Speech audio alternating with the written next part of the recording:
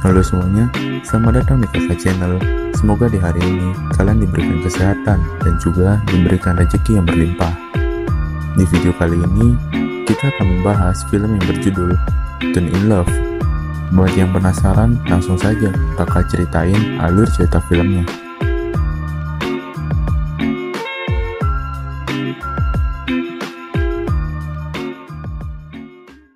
Di tahun 1994, seorang wanita bernama Kim Mi-soo sedang membuka toko roti miliknya.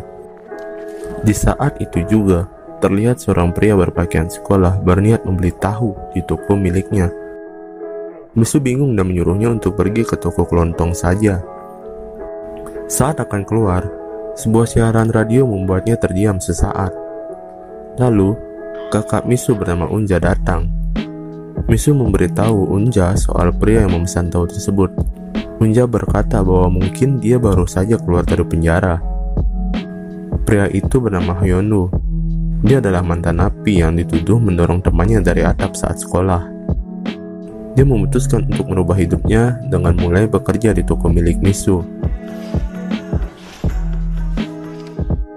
Hyun-woo bertanya kepada Mi-soo dan Unja apakah mereka bersaudara. Mi-soo kemudian bercerita bahwa saat umurnya 18 tahun, Unja adalah pekerja di toko ibunya. Dan sejak saat itu, Mi-soo menganggap Unja sebagai kakaknya. Mendengar itu, Hyun-woo bercerita soal kehidupannya di penjara.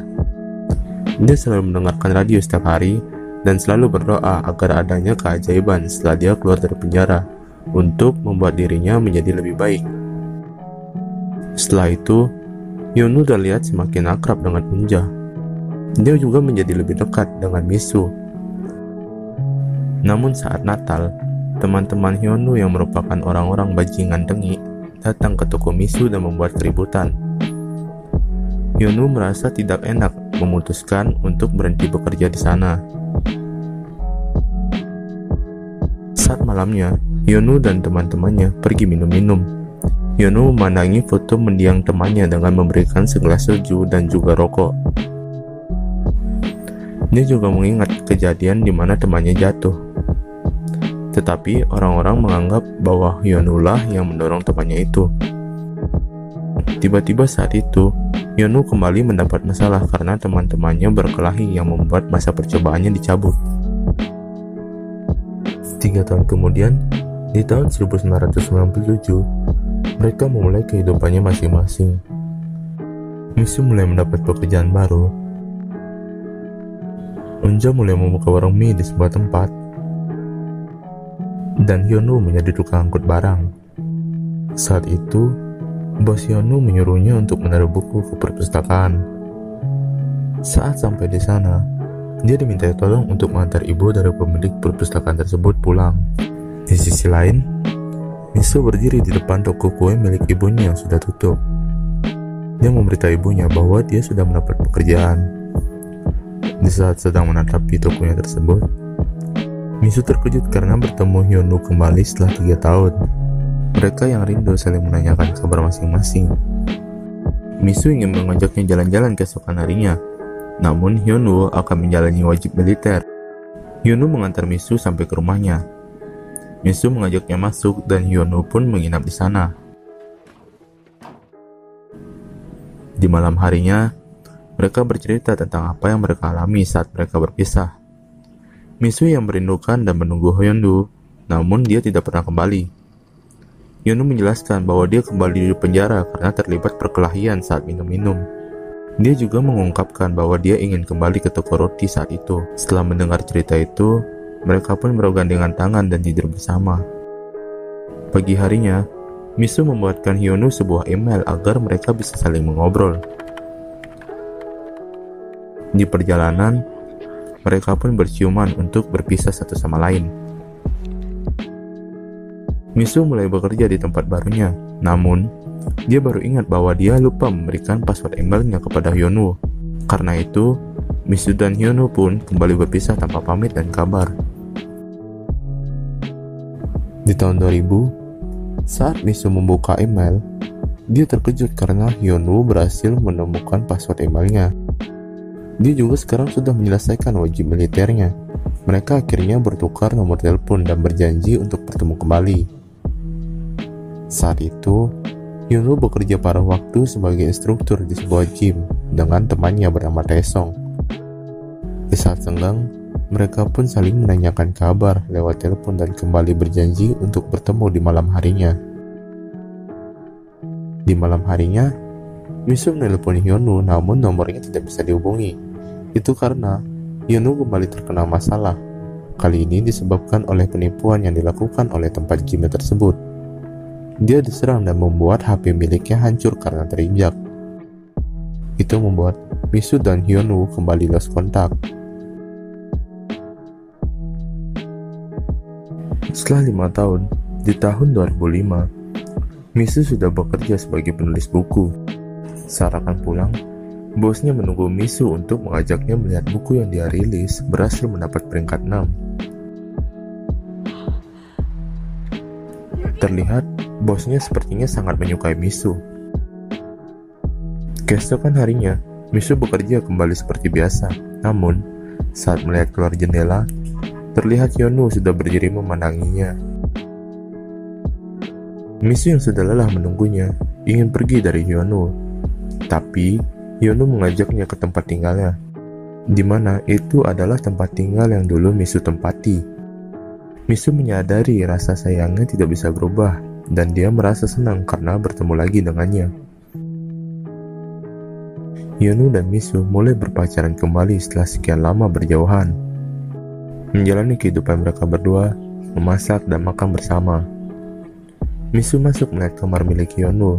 Dia melihat dindingnya dipenuhi oleh foto toko Misu dulu. Hyunwoo berkata, itu adalah kenangan yang indah, yang bisa menghilangkan kenangan buruk miliknya. Misu senang melihatnya, lalu mereka berciuman. Mereka berdua semakin dekat satu sama lain.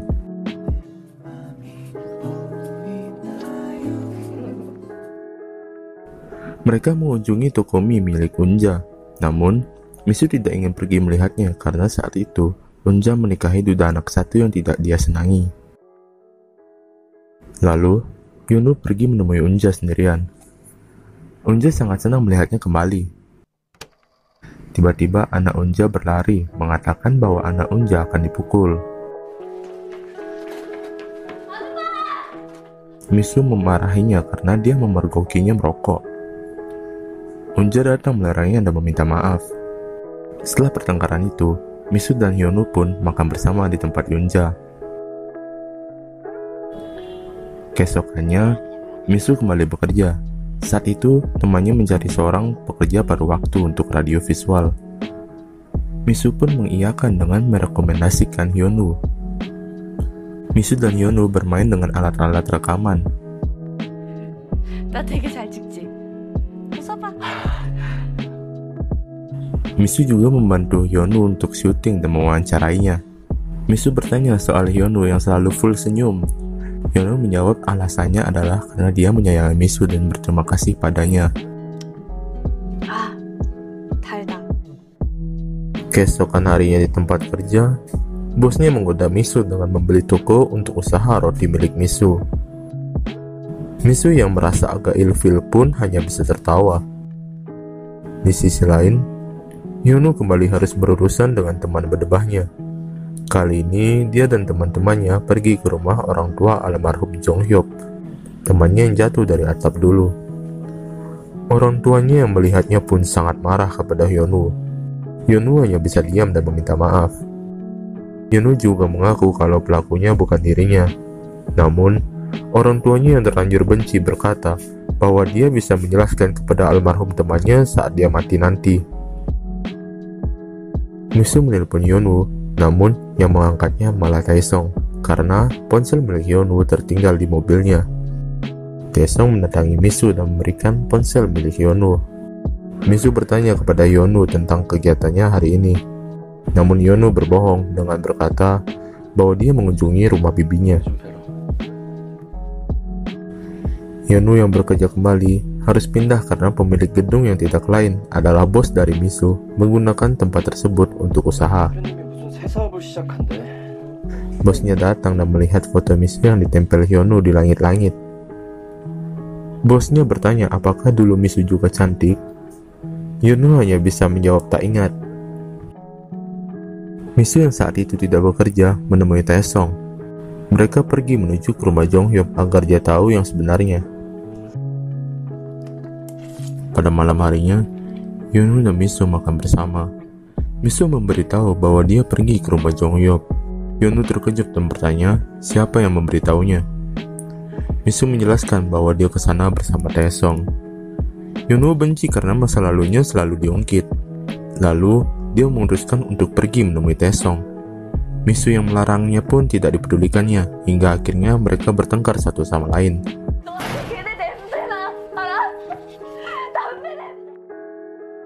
Dia datang ke tempat Taesong dan langsung menghajarnya. Setelah bergelut, dia datang ke tempat Unja untuk makan dengan kondisi babak belur. Dia pulang ke rumah terlihat Misu yang sudah pergi dari rumahnya itu. Hyunwoo kembali ke tempat kerjanya yang sudah kosong untuk mengambil foto Misu di langit-langit. Namun foto tersebut sudah tidak ada. Dia mendatangi bos Misu untuk mengambil foto Misu tersebut. Bosnya berkata bahwa dia telah mengambilnya dan sudah berada di rumahnya. Hyunwoo terus mengejarnya sampai dia bertemu dengan Misu. Misu turun dan mencampakkan Hyunwoo yang membuat Hyunwoo dan Misu menangis saat itu juga.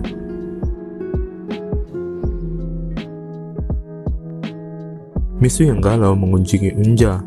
Unja bercerita bahwa Hyunwoo sempat berjanji akan kembali dan membuka toko roti untuknya. Misu yang mendengarnya hanya bisa diam. Acara radio visual akan dimulai. Penyiar bertanya kepada Hyunwoo apakah dia ingin titip salam. Misu menonton siaran acara tersebut. Dia menggambar Hyunwoo yang sedang merekam.